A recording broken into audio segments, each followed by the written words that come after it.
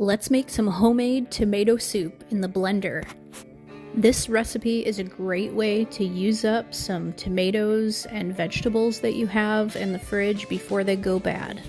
If you grow fresh tomatoes in the summer in your garden, you know you always have too many and there's nothing to do with it. This soup can be made ahead and frozen and used all winter long. You can use a variety of types of tomatoes and mix them up. The soup is always better when there's a variety of types going in. Now here I'm showing you I'm just removing the core of the tomato. That part is tough and we don't want it in our soup.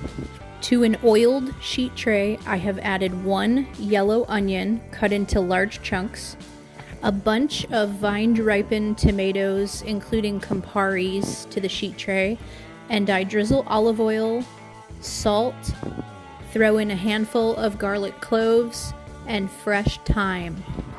Throw this in a 350-degree oven for about 40 minutes.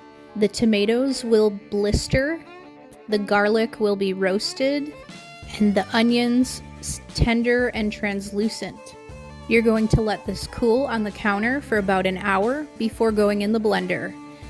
Now I love my Blendtec blender. I know they're expensive, but they are, in my opinion, the best blender on the market. And here's why. All of my ingredients can go in. I do not have to worry about it whether it's going to blend or not blend. There's no tamper. I don't have to take the lid off and baby it or push ingredients down to the blade.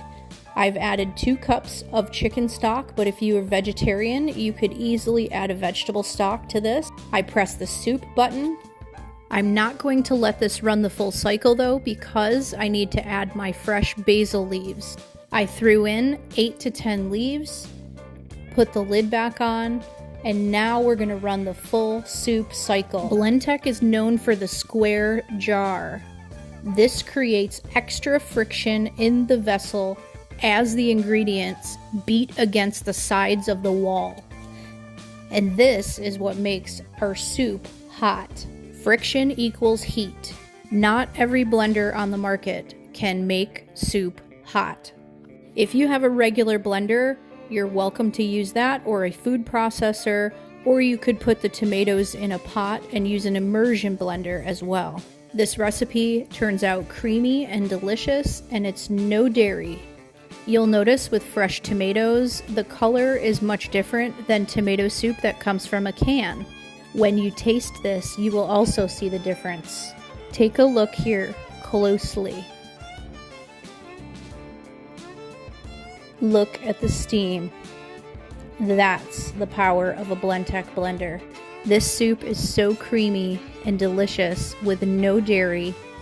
It's all healthy, good for me ingredients. I can feel good about feeding my family.